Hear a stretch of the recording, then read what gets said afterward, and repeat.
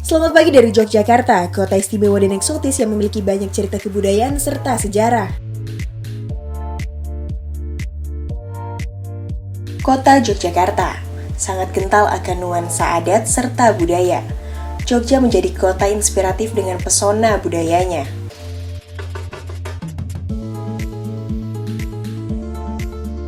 Halo Sobat Budaya, saya sudah seharian berada di Yogyakarta. Tidak hanya menyandang predikat sebagai kota pelajar, Yogyakarta juga dikenal dengan kota berlimpah kesenian lewat banyaknya kerajinan yang dihasilkan.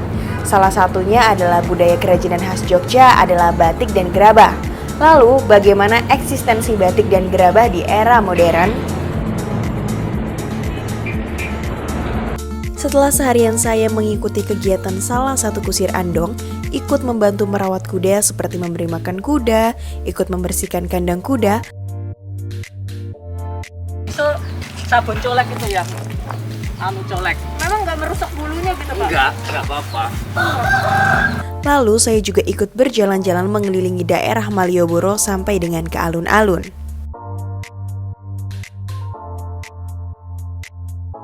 Sebelumnya juga saya telah bercakap-cakap dengan pekerja di pabrik mie letek yang ada di Bantul. Melihat proses kegiatan pembuatan mie letek yang masih menggunakan cara tradisional, yaitu masih menggunakan tenaga hewan sapi.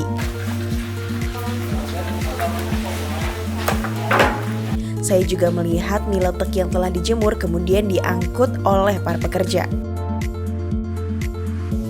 Setiap daerah di Indonesia memiliki keunikan budaya serta karakteristik tersendiri. Seperti kerajinan batik khas Jogja yang memiliki motif klasik dengan pewarna tanah. Selain itu, kerajinan gerabah Kasongan Jogja yang memproduksi gerabah dari tanah liat yang diukir oleh tangan pengrajin yang profesional. Bagaikan kapsul waktu, kota Yogyakarta membawa saya ke masa lalu dengan kebudayaan serta tradisi yang masih dapat dirasakan hingga saat ini. Saya ingin mengetahui bagaimana produk batik di Yogyakarta dapat lebih unggul serta dapat bersaing di pasar lokal, dan bagaimana cara mempertahankan regenerasi pembatik di Yogyakarta.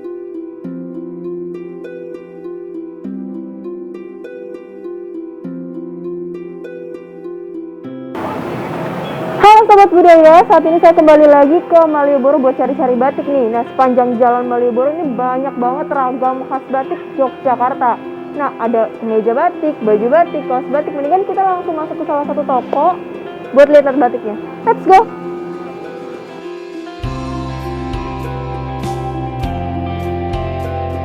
Halo Mbak, Mbak mau lihat-lihat batik dulu aja yang bestseller yang mana nih Mbak kira-kira?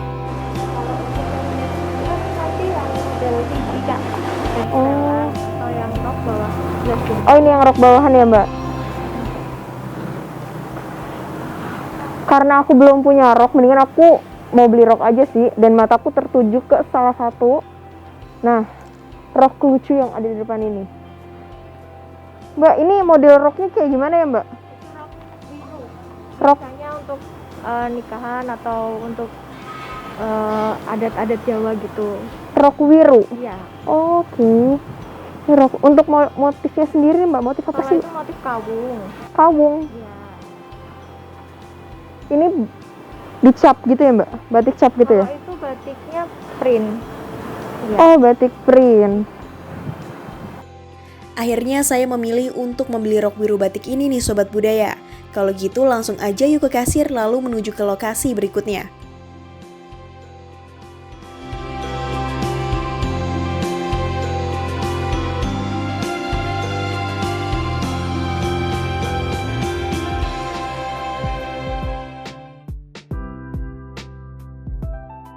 Halo Sobat Budaya, saat ini saya sedang menuju ke kampung batik tertua di Yogyakarta. Namanya Kampung Batik Giriloyo yang berlokasi di Imogiri, Yogyakarta. Mendingan kita langsung menuju ke sana dan BTW pemandangan di sini bagus banget. Wah, langsung persawahan gitu. Wah, pemandangannya sangat cantik. Hamparan sawah hijau yang sangat luas dan pemandangan gunung yang terlihat dengan jelas sangat memanjakan mata saya. Udaranya pun sangat sejuk, sehingga membuat saya ingin menghirup udara di sini. Oh iya, tidak lupa saya mengabadikan momen selfie saya untuk diunggah di media sosial. Bukan tanpa alasan saya mendatangi Kampung Batik Giriloyo. Saya ingin mengetahui bagaimana eksistensi batik dapat bertahan di era modern ini dengan ancaman yang ada, serta bagaimana mempertahankan regenerasi pembatik di era modern. Selain itu, saya juga ingin mengetahui lebih mendalam bagaimana proses pembuatan batik, ikut serta dalam proses pembuatan batik, teknik yang harus dikuasai dalam membuat batik tulis, lalu dari mana asal bahan baku tersebut didapatkan. Kemudian, bagaimana daya saing produksi batik Giriloyo di Yogyakarta.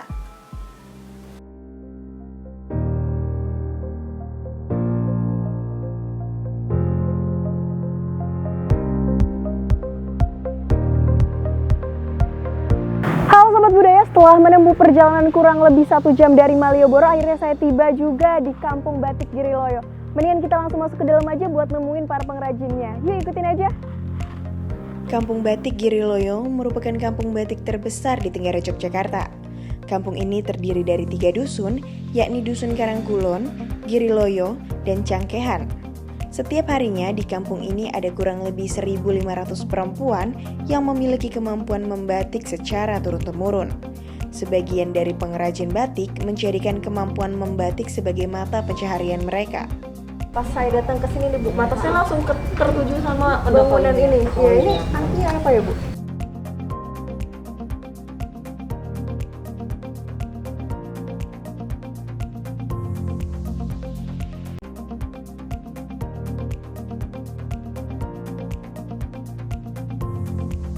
Ini kan untuk wisatawan Ibu, tapi kalau untuk penjemuran batik dalam ukuran yang panjang, yang besar itu di sebelah Kita mana? akan dijemur di workshop kita masing-masing karena kita di sini untuk pelayanan wisatawan ya. Jadi produksinya untuk yang para wisatawan belajar batik aja. Kalau untuk yang produksi perumahan ya nanti akan diproses di workshopnya masing-masing.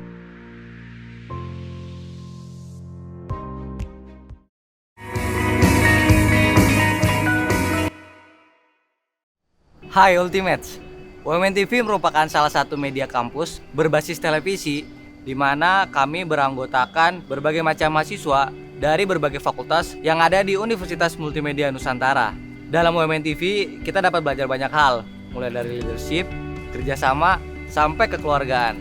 Visi UMN TV adalah mewujudkan pribadi yang bertanggung jawab dan memiliki kompetensi dalam dunia pertelevisian, serta memiliki misi menjadi wadah pembelajaran mengenai dunia pertelevisian bagi mahasiswa UMN dan mengembangkan bakat serta kreativitas mahasiswa itu sendiri, khususnya di dalam dunia pertelevisian. UMN TV melaksanakan berbagai kegiatan menarik, seperti program berita TV,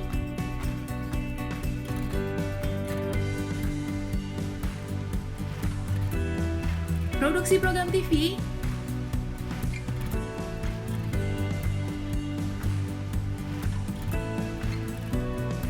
serta produksi konten kreatif Instagram. Di UMN TV juga menampung hasil kreativitas para mahasiswa yang disajikan dalam tayangan program.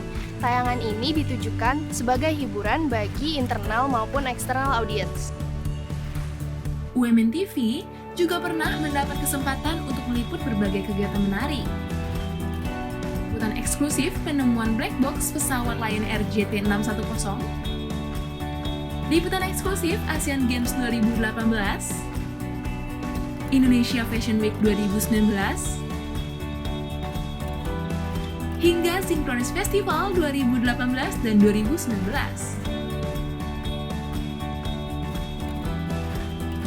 Banyak sekali hal yang dapat dieksplor di dalam UMN TV ini. Selain melatih hard skill, kami juga mengasah soft skill setiap kru UMN TV.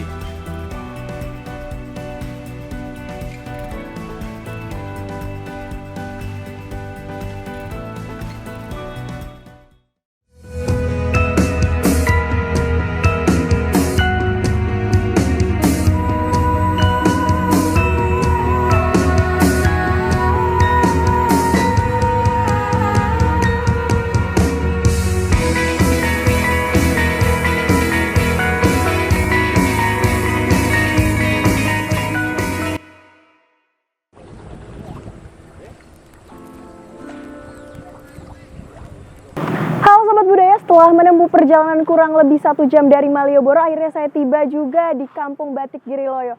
Mendingan kita langsung masuk ke dalam aja buat nemuin para pengrajinnya. Yuk ikutin aja.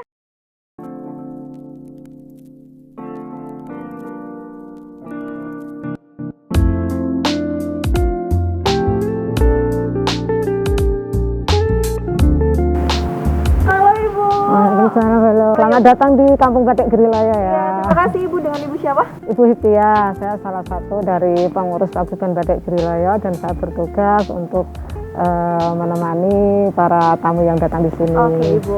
Kenalin saya Bella dari Jelajah Budaya. Oh iya Bu, kira-kira saya mau kesini nih, niatnya mau belajar membatik sama mau keliling-keliling di sini nih Bu. Boleh, Kira-kira boleh nggak, Bu? boleh, sangat boleh. Oh Ya. iya. Ibu mau nemenin saya kelilingnya? Iya, ya, yuk kita lihat ke sana dulu ya. Kampung Batik Giriloyo ini sangat luas sekali. Di kampung batik ini terdapat beberapa bangunan rumah joglo yang memiliki fungsi yang berbeda-beda. Para pengrajin batik dan wisatawan dapat beraktivitas di bangunan rumah joglo ini.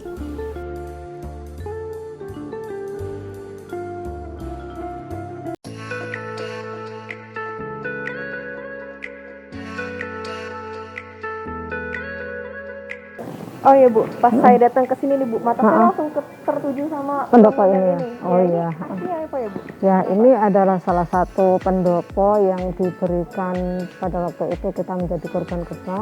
Kemudian kita dibangkitkan oleh beberapa LSM. Salah satunya adalah LSM IRE yang membantu kita di sini untuk membangun tempat pertemuan kita sehari-hari untuk menerima para tamu. Nah, joglo ini adalah joglo utama Adiluhung namanya. Ini tempat untuk menerima wisatawan yang belajar batik ke sini atau yang ada yang studi banding dan sebagainya itu diterima di sini dulu untuk diberikan penjelasan tentang Paguyuban Batik Giriloyo, sejarah batik dan sekitarnya.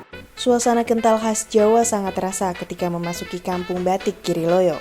Bangunan rumah joglo yang terdapat di beberapa sudut, serta udara pedesaan yang segar juga menjadi daya tarik dari sentra batik tertua ini. Nah, sekarang kita akan lihat di sini, ini adalah tempat penjemuran. Kalau wisatawan belajar batik kan jumlahnya banyak. Terus nanti akan dijemurnya di sini. Kan ukurannya cuma kecil Mbak, ukuran sapu tangan atau selendang kecil-kecil kayak gitu. Ini kan untuk wisatawan nih Bu, tapi kalau untuk penjemuran batik dalam ukuran yang panjang, yang besar itu Nah, di sebelah itu akan dijemur di workshop kita masing-masing. Karena kita di sini untuk pelayanan wisatawan ya. Jadi produksinya untuk yang para wisatawan belajar batik aja. Kalau untuk yang produksi rumahan ya nanti akan diproses di workshopnya masing-masing kayak gitu. Jadi udah beda tempat lagi. Beda tempat lagi, iya. Kalau di sini untuk produksi yang besar itu tidak, karena kita untuk melayani wisatawan belajar kayak gitu. Selanjutnya saya diajak oleh Ibu Hiptia menuju ke gudang batik Giriloyo. Di gudang ada banyak peralatan membatik yang disimpan di sini. Ada kompor, malam, minyak tanah, canting dan tempat duduk. Nah, yuk kita lihat di gudang ya. Bu, ini kan udah lama banget sampai kering kayak gini Bu. Apakah warna di batik itu bakalan tetap sama? Ini nggak masalah ya, biasanya ini kalau misalnya disiram dengan air sedikit saja dia akan hilang. Kemudian nanti kalau dipanaskan dia fungsinya sama, mutunya juga sama. Kecuali kalau terlalu panas membakarnya atau memanaskannya itu akan agak gelap warna malamnya. Tapi untuk menghalangi pewarnaan batiknya itu nggak masalah. Nggak masalah. Ada ratusan canting yang terdapat di dalam gudang batik Giriloyo. Lalu, apa saja jenis-jenis canting yang digunakan di sini? Canting ada beberapa macam. Jadi ada canting isen, ada canting kelowong, ada canting tembokan kayak gitu. Bedanya apa gitu Bu? Fungsinya beda-beda. Jadi kalau untuk yang canting kelowong itu untuk menggaris, yang canting kecil namanya canting tetep itu untuk isen-isen, untuk titik-titik kayak gitu. Kalau yang lebih gede biasanya untuk bagian yang ngeblok-ngeblok, yang lebih besar dari lagi. bedanya itu yang membedakan itu dari Ujungnya.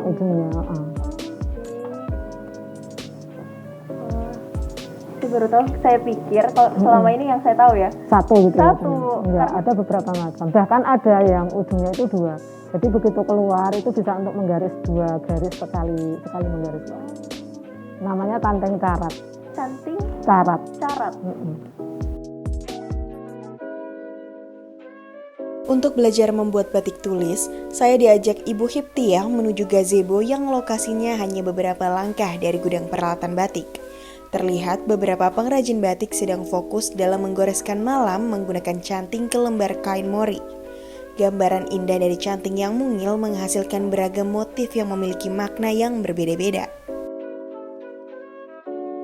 Nah, Sobat Budaya, sekarang saya sudah berada di tempat pembuatan batik. Nah, mending kita langsung coba aja yuk.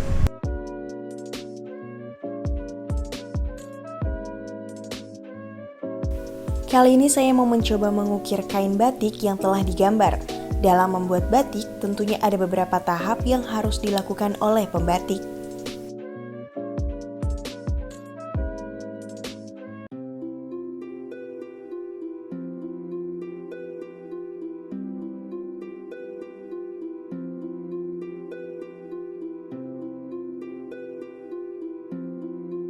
Nah, Sobat Budaya, saat ini saya sedang belajar menggambar Bunga. bunga.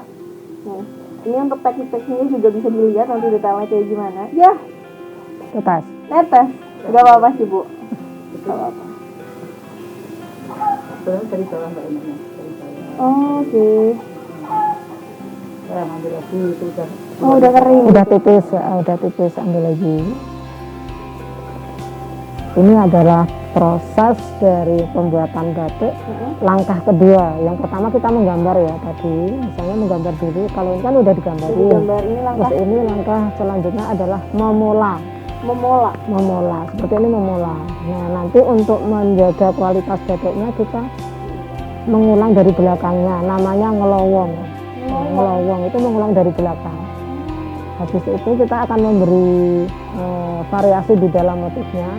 Namanya isan-isan atau memberi variasi motifnya itu. Biar cantik gitu ya. Biar cantik, biar lengkap juga. Setelah semuanya selesai, nah baru nanti akan kita masukkan ke pewarnaan.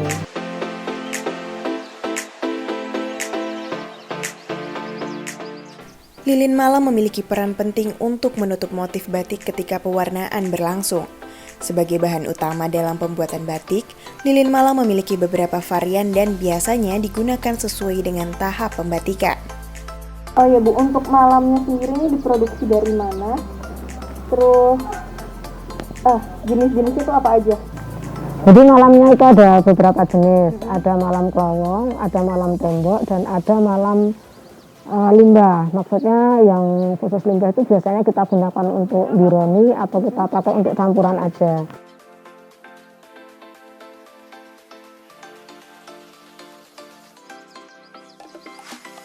Ternyata membuat batik tulis menggunakan canting tidak semudah yang saya pikirkan. Butuh ketelatenan serta fokus untuk bisa menghasilkan gambar dari tiap garis yang digoreskan. Agak gemeter. Ya ampun, hasilnya jelek banget ini gambar warna ini. Ya. Tahap selanjutnya adalah tahap ketiga dari proses pembuatan batik, yaitu ngelowong. Udah semua, ya boleh ditebalkan. Namanya ngelowong, Mbak. Ngelowong. Yang kurang tebal aja, kalau yang udah tebal nggak apa-apa. Yang ini, dari sini. Nah, kayak yang kayak gini, nah ini ditebalkan. Nah ini proses kedua, proses Menebalkan. ketiga menebalkan. Jadi pertama ini udah, nah terus yang kedua ini harus diulang, namanya ngelowong. Ngelowong. Jadi di sini ditebal-tebalin yang ngasih rasa Kurang tebal.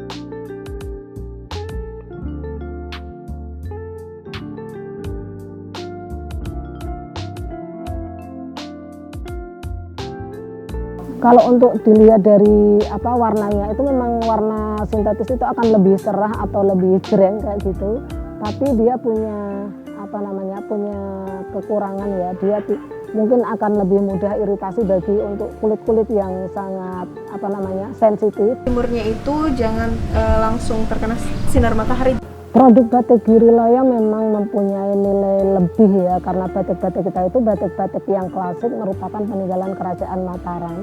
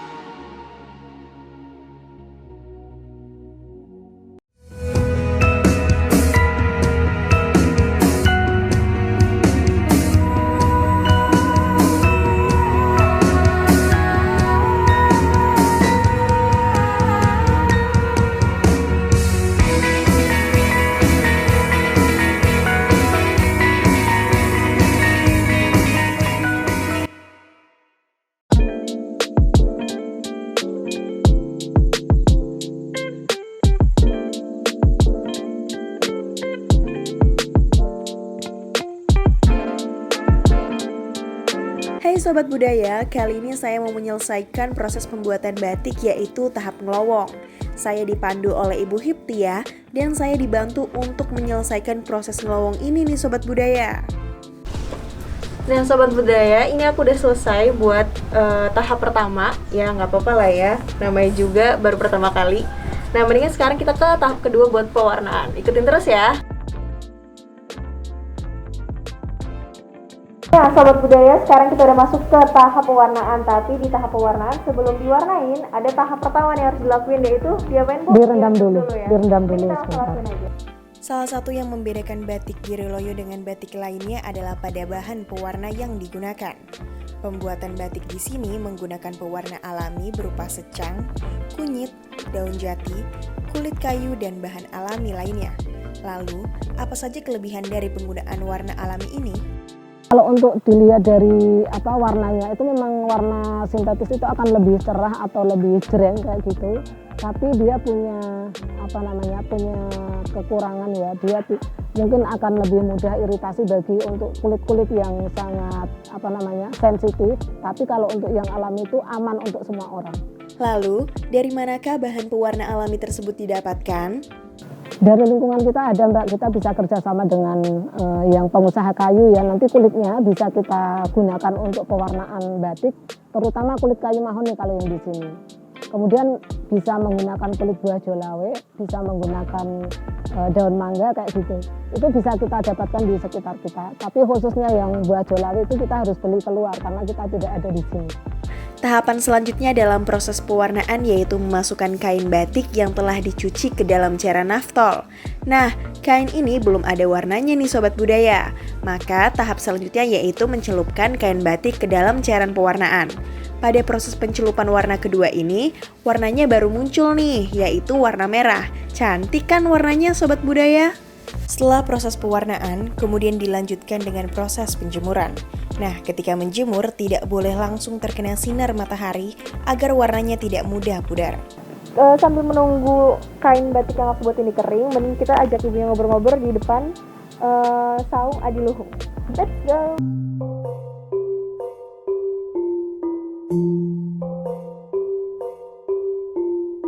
Ngomong-ngomong, tadi kan aku udah datang ke sini, tapi aku belum tahu sih sejarah dari batik Giriloyo ini apa.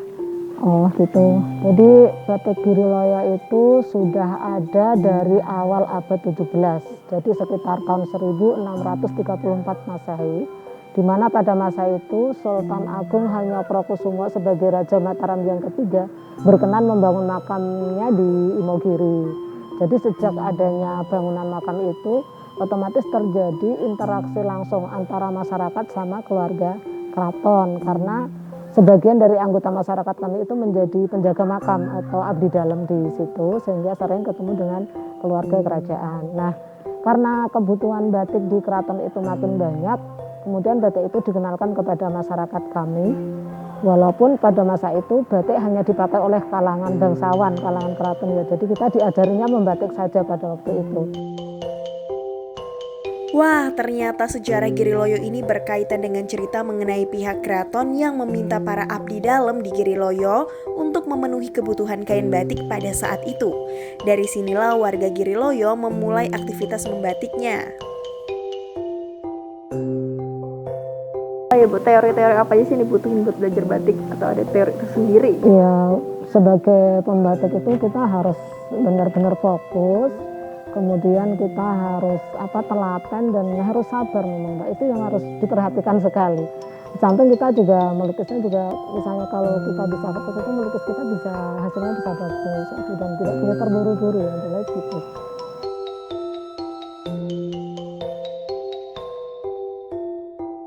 Oh ya Sobat Budaya, kayaknya batik yang aku jemur tadi udah kering deh. Mending kita langsung ngeliat aja. Mari Bu. Ya.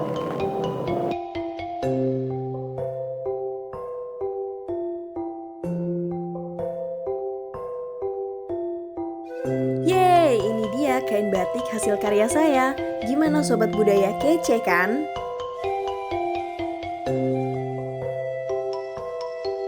Selanjutnya, saya diajak Ibu Hiptia untuk mengunjungi galeri batik Giriloyo.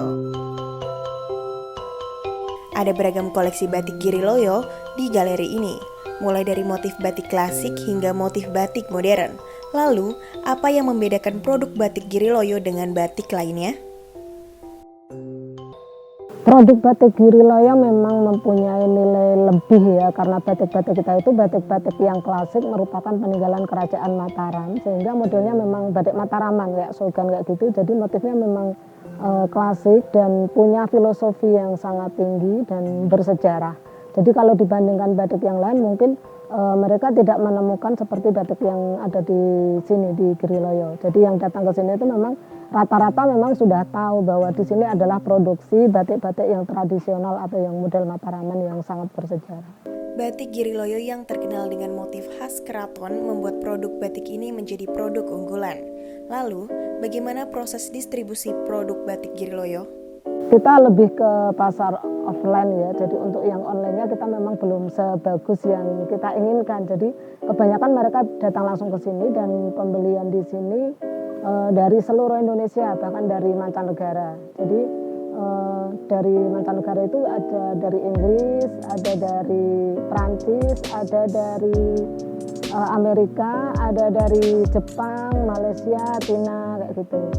Batik Giriloyo memiliki nilai sejarah dan sangat kental akan khas budaya Jawa. Lalu, bagaimana strategi yang dilakukan agar batik Giriloyo tetap menjadi produk unggulan?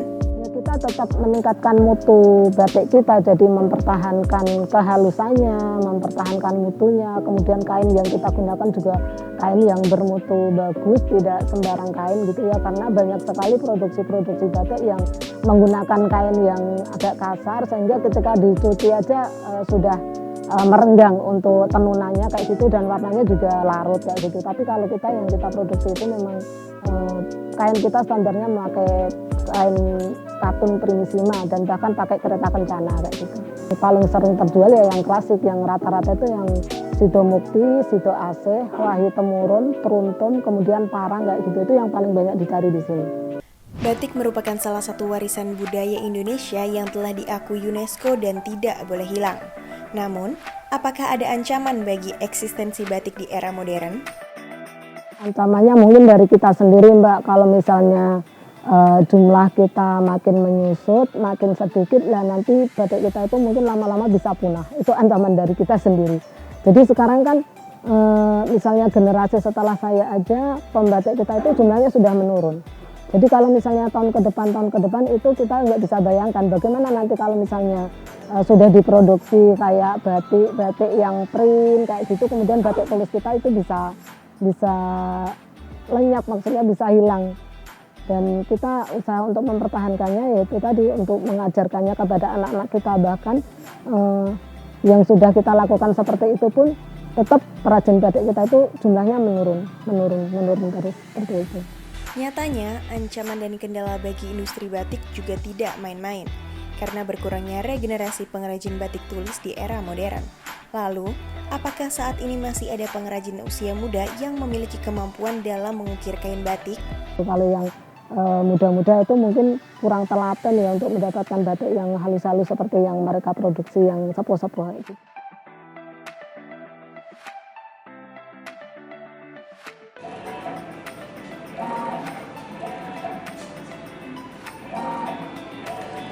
Kira-kira 10-20 tahun lagi kita akan kekurangan tenaga pembatik, sehingga mulai tahun 2010 saya mengadakan riset untuk membuat mesin batik tulis.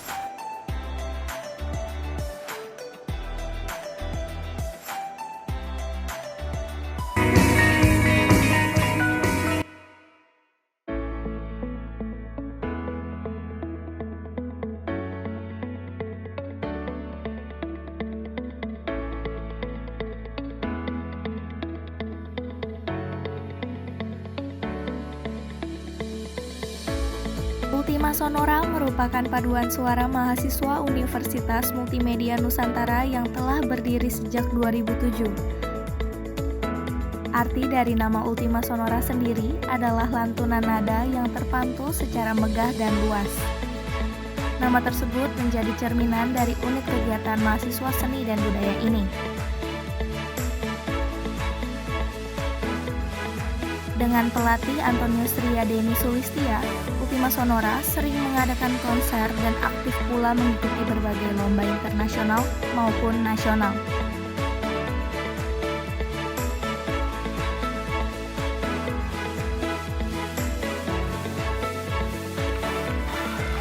Proses, perjuangan, dan pengalaman sudah banyak dilewati.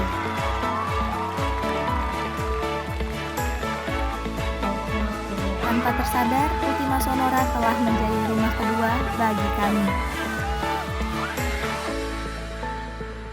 Kedepannya, Ultima Sonora akan selalu melantunkan nada yang indah agar dapat terus membanggakan alma mater, persada, dan sesama.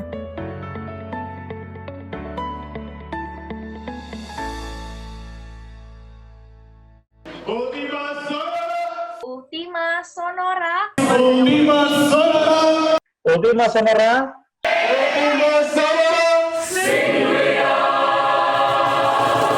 Bernyanyi bersama kami, Sing With Us.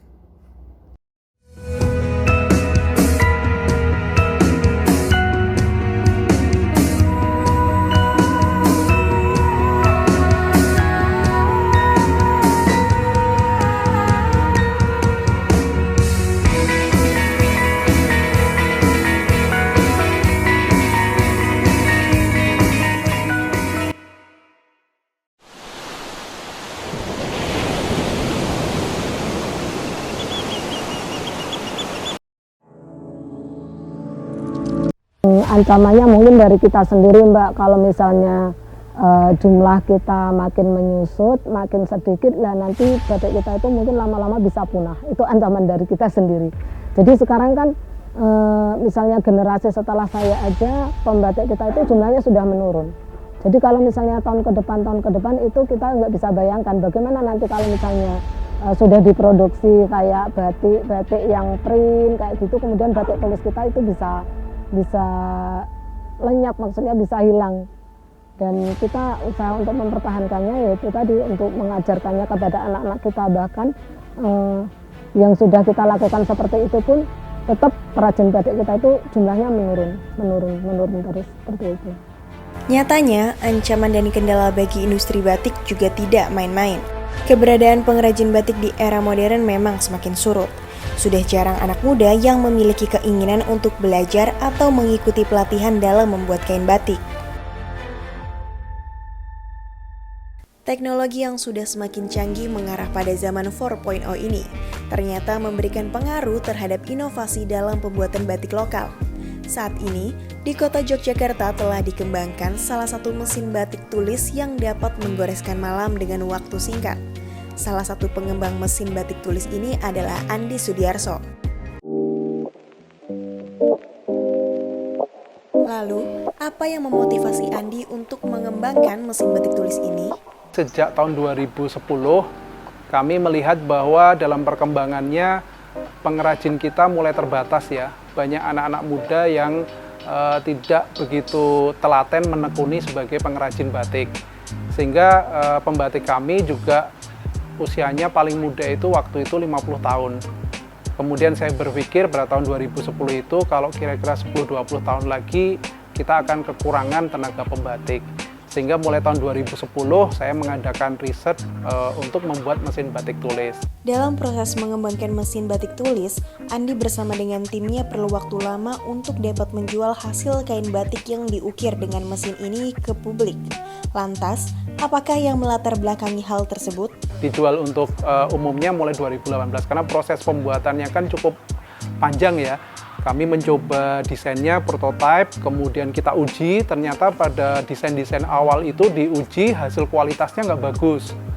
Kemudian kita perbaiki lagi desainnya, kita buat prototipe kedua, kita uji lagi, demikian seterusnya sampai kurang lebih yang terakhir itu prototipe yang ke-8. Nah, menjelang tahun 2018 itu kita sudah bisa menghasilkan batik dengan kualitas yang bagus, kemudian kami nilaikan ke Bali Batik, kemudian didapatkan hasil kualitas yang sudah hampir sama atau dapat dikatakan sama dengan kualitas batik manual. Nah, dengan keluarnya hasil yang hampir sama itu kami baru berani untuk menjual ke umum. Hadirnya mesin batik tulis ini dapat menghemat waktu dalam proses pembatikan. Namun, apakah dengan adanya mesin batik tulis ini justru dapat menggantikan pekerjaan pembatik tulis? Sebenarnya yang lebih menjadi tantangan bagi kami adalah tantangan budaya. Ya. Jadi selama ini orang taunya yang namanya batik itu semua dikerjakan dengan tangan. Sehingga kehadiran mesin batik pada awalnya memang banyak yang setuju, banyak pula yang kurang setuju. Karena mereka menganggap bahwa batik itu harusnya dari awal sampai akhir dengan menggunakan tangan. Nah, tantangan budaya ini yang paling besar. Sehingga kami beberapa kali harus keliling ke beberapa pengrajin atau ke dinas untuk menjelaskan bahwa mesin batik ini tidak bermaksud untuk menggantikan pembatik manual, tapi justru membantu proses produksi. Dan kami jelaskan bahwa pembuatan batik tidak kemudian semuanya digantikan dengan mesin. Karena kami tetap berpegang pada SNI yang mengatakan bahwa batik adalah kerajinan tangan, menggunakan malam panas, menggunakan canting, dan memiliki makna hasil batiknya. Sehingga kami pertahankan itu. Memang ada sebagian yang kemudian digantikan dengan teknologi, tapi kami tidak melupakan manualnya. Tetap akan diselesaikan atau di-finishing dengan menggunakan tangan atau pengrajin manual biasa. Proses pembuatan batik dengan menggunakan mesin batik ini tidak sepenuhnya dikerjakan oleh mesin. Lalu, tahap-tahap apa saja yang dapat dikerjakan oleh mesin batik tulis ini? Sebenarnya kalau dari sisi teknologi itu semua bisa dikerjakan oleh mesin. Dari proses awal klowong sampai dengan proses finishing itu bisa dikerjakan dengan mesin. Tapi kemudian kami melakukan penelitian, ternyata ketika kami bandingkan dengan manual, itu ada proses-proses yang lebih cepat dikerjakan dengan manual dibandingkan dengan mesin. Gitu. Jadi misalkan kalau klowong itu lebih cepat dengan mesin. Ya. Kenapa? Karena klowong yang manual itu harus diseket dulu dengan menggunakan pensil. Baru kemudian kita batik. Ya, kita tiru sketnya itu dengan menggunakan canting, ya kita batik. Tapi dengan mesin itu nggak perlu digambar dengan pensil dulu. Langsung dia keluar dari mesin itu berupa malam dan langsung ada klowongnya. Nah, tentu ketika dibandingkan, karena menghilangkan satu proses sket, maka mesin itu jadi lebih cepat. Nah, yang terbaik menurut kami adalah kolaborasi. Ada bagian yang dikerjakan mesin dan ada bagian yang dikerjakan oleh manual, dengan manual. Meskipun mesin itu sebenarnya bisa melakukan semuanya. Dari klowong, nembok, kemudian nyecek, melatari, bironi, itu bisa semua mesinnya. Cuman ada bagian-bagian yang lebih efisien menggunakan tangan. Proses pengerjaan dengan menggunakan mesin batik tulis ini memang lebih efisien. Namun, mesin batik tulis ini juga pernah gagal dalam menghasilkan kain motif batik. Kesalahan yang paling sering ya, menurut saya paling sering saya amati terjadi adalah yang namanya mesin itu kan punya area kerja ya, panjangnya, lebarnya. Seringkali ketika kita melakukan pembatikan dengan mesin, itu tidak dicek terlebih dahulu dari gambar. Misalnya kita menggambar dengan software ya, CorelDRAW, Photoshop atau apa, kemudian kita buat di mesin. Kita lupa ngecek bagian yang terjauh ya, pojok-pojoknya ini tidak kita cek, tidak kita sesuaikan dengan mesin. Nah, yang terjadi kemudian kalau ternyata lebar di gambar itu melebihi lebar kainnya, maka kan akan berjalan melewati batas kainnya. Nah, di ujung batas kain itu kan ada kayunya ya, atau frame-nya. Nah, yang sering terjadi cantingnya itu nozzle-nya nabrak frame dan kemudian bengkok. Nah, ketika kemudian bengkok, ya sudah harus diganti dulu dengan nozzle yang lain.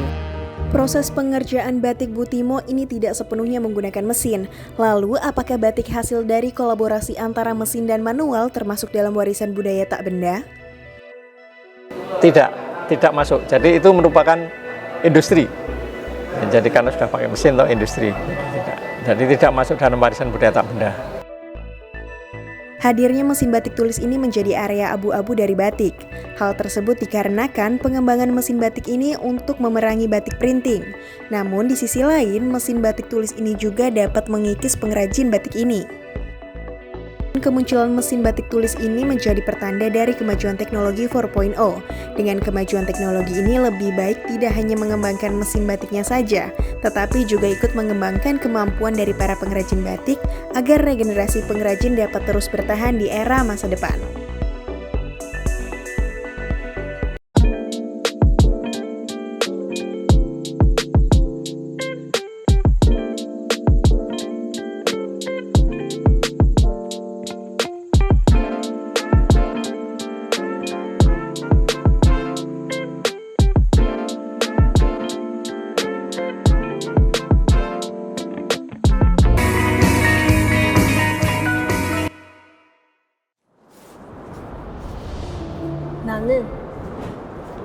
정체를 찾고 있다. 뭔가 다르고 생각이 계속 떠오르고 새로운 경험을 느낄 수 있게 만드는 그 형체. 나에게 소리와 멜로디의 아름다움을 소개해주는 그 형체. 심지어 나에게 신이 나는 동작까지 알려주는 그 형체. 이게 무슨 기분일까? 이 기분을 어디서 다시 느낄 수 있을까? 응? 한산축제?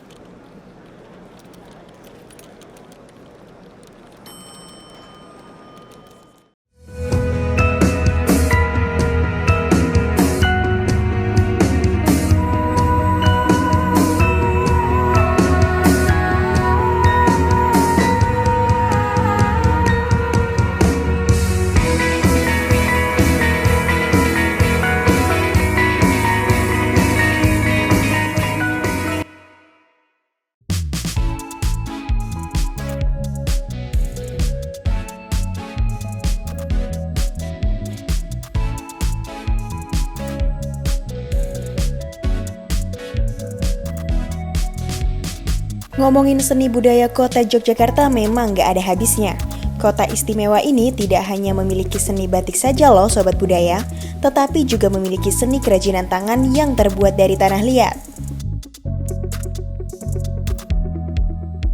Kali ini saya mau mendatangi salah satu desa penghasil gerabah yang ada di Yogyakarta, yaitu Desa Kasongan.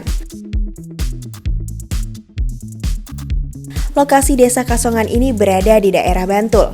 Tidak begitu jauh dari kota, hanya membutuhkan waktu kurang lebih 30 menit untuk bisa tiba di Desa Kasongan. Halo Sobat Budaya, saya sudah tiba di Desa Kasongan nih. Desa Kasongan memang identik dengan kerajinan keramik dan gerabah, dan merupakan sentra industri kerajinan gerabah paling besar di Yogyakarta. Di sepanjang jalan terlihat banyak sekali kerajinan tangan, yaitu gerabah yang beraneka ragam, mulai dari pot, guci, hingga patung.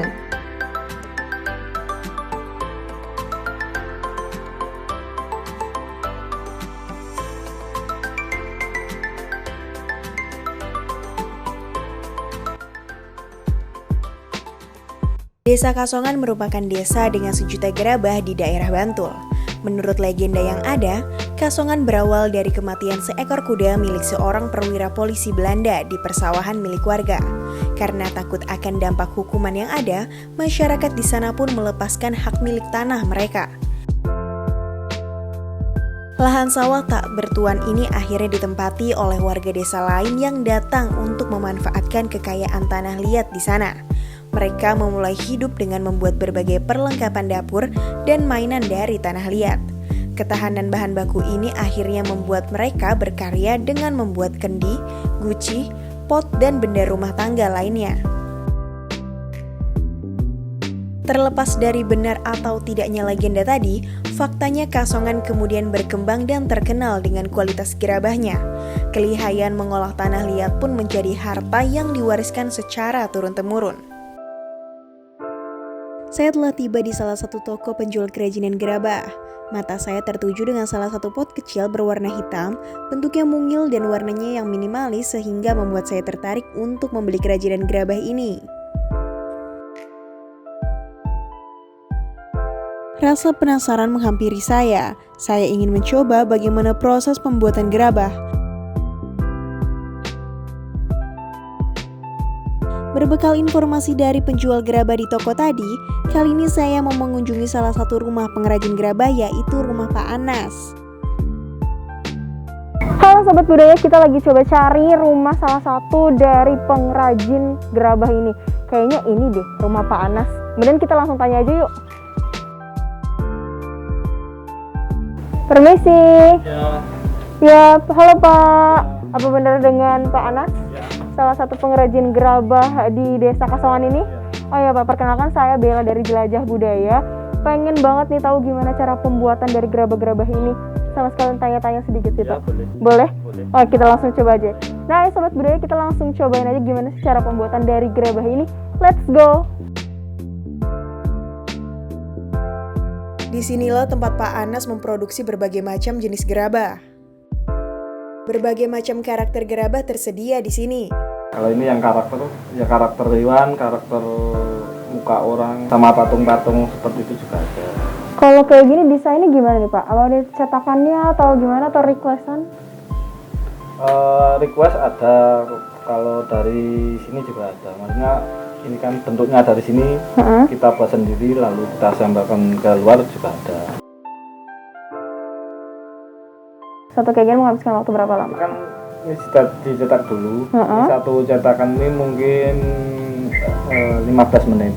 15 menit? Mungkin ya, sekitar 15 menit. Lalu nanti dihaluskan lagi.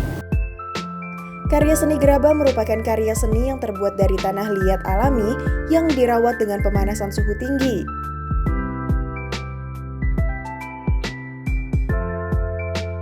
Wow, nah Sobat Budaya, banyak banget di sini karakter-karakternya lucu-lucu juga. Kalian juga bisa pesan. Dan di sini aku juga belajar gimana cara pembuatan dari gerabah ini. Kemudian kita coba lihat ke tahap selanjutnya, yaitu tahap penjemuran.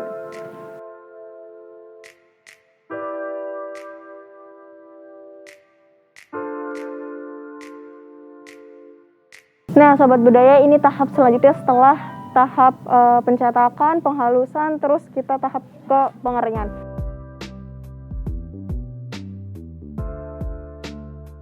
Untuk tahapan pengeringan sendiri itu memakan waktu berapa lama dan langsung terpapar sinar matahari itu hari keberapa? Kalau panasnya full seminggu. Panasnya full seminggu. Tapi kalau ini kan bulan musim hujan bisa seminggu lebih. Bisa seminggu lebih? Karena kan sekarang musim hujan. Setelah tahap ini tahap apa tuh Pak? Kalau udah kering itu dibakar. Tahap pembakaran, saya boleh lihat tempat pembakarannya Pak? Let's go. Oh ya Sobat Budaya, selanjutnya kita melihat untuk tempat pembakaran dari gerabah ini. Ikutin terus ya. Mari Pak.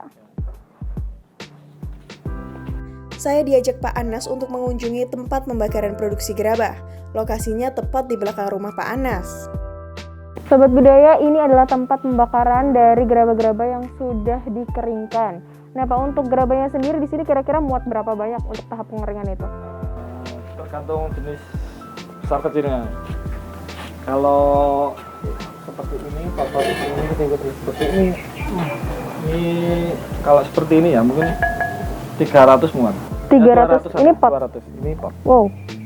Tebal itu. Tapi ini dibuat memang buat khusus tumpuan. Oh, ini untuk tumpukan saja gitu. Tumpuan saja. Nah, Sobat Budaya, untuk pembakaran gerabah sendiri memakan waktu kurang lebih 6 jam. Proses pembakaran dilakukan setelah gerabah menjadi keras dan benar-benar kering. Tujuannya adalah agar tekstur gerabah benar-benar keras dan tidak mudah pecah. Nah, Sobat Budaya, setelah mengikuti rangkaian pembuatan, saya jadi penasaran pengen cobain juga gimana sih cara pembuatan dari gerabah itu sendiri. Oh ya, Sobat Budaya, kita mau coba bikin benda kecil aja sih. Pot kecil gitu, dari tanah liat. Gimana nih Pak awalnya? Ini namanya perbot. Ini ada air dan minyak tanah.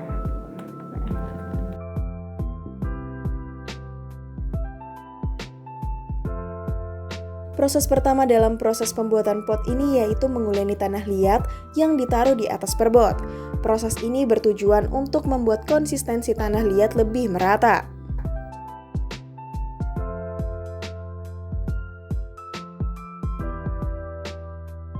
Oh ya, Sobat Budaya, selain perbot ini ada yang terbuat dari kayu dan perbot juga ada yang terbuat dari semen.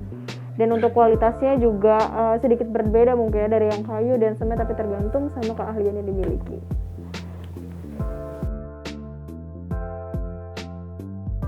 Saya ikut mengolah tanah liat yang masih basah untuk dibentuk menjadi sebuah gerabah. Membuat gerabah tidak semudah yang dilihat loh, butuh kesabaran serta fokus yang tinggi agar dapat menghasilkan karya gerabah yang indah. Desa Kasongan merupakan daerah yang terkenal dengan hasil kerajinan gerabahnya. Lantas, bagaimana regenerasi pengrajin itu sendiri? semakin lama semakin kesini orangnya semakin berkurang, karena anak-anak sekarang juga jarang mau belajar. Ya, sebetulnya semakin sulit iya, terutama keterampilan yang langsung dengan tangan. Lalu, faktor apa yang mempengaruhi terjadinya penurunan eksistensi gerabah? Saat ini produksi gerabah ini menurun karena sesuai dengan perkembangan zaman bahwa masyarakat sekarang kan membutuhkan peralatan yang lebih praktis, murah, awet, gampang. Sedang gerabah adalah sebuah karya yang memerlukan sebuah proses yang rumit dengan estetika tertentu. Nah, oleh karena itu sekarang ini masyarakat lebih cenderung kepada ini benda-benda yang bisa menggantikan fungsi dari gerabah itu.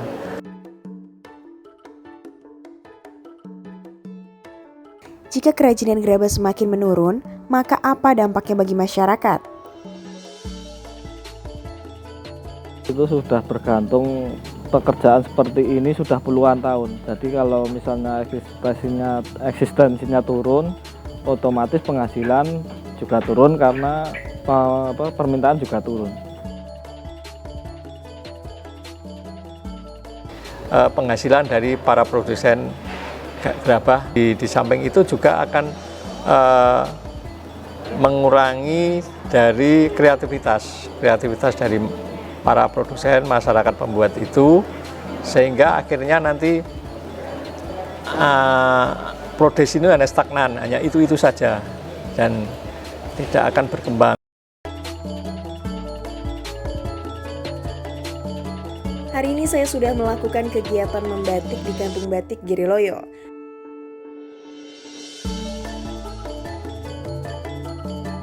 Dan saya juga sudah melakukan kegiatan membuat gerabah di Desa Kasongan.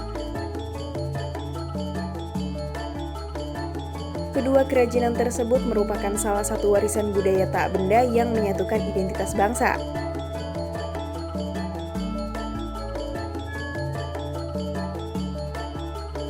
Batik dan gerabah bukan sekedar kain dan kerajinan tanah liat, tetapi kedua kebudayaan tersebut merupakan warisan leluhur sejak zaman dahulu yang perlu dijaga pada masa kini untuk masa depan yang akan datang. Sampai jumpa di episode selanjutnya ya Sobat Budaya.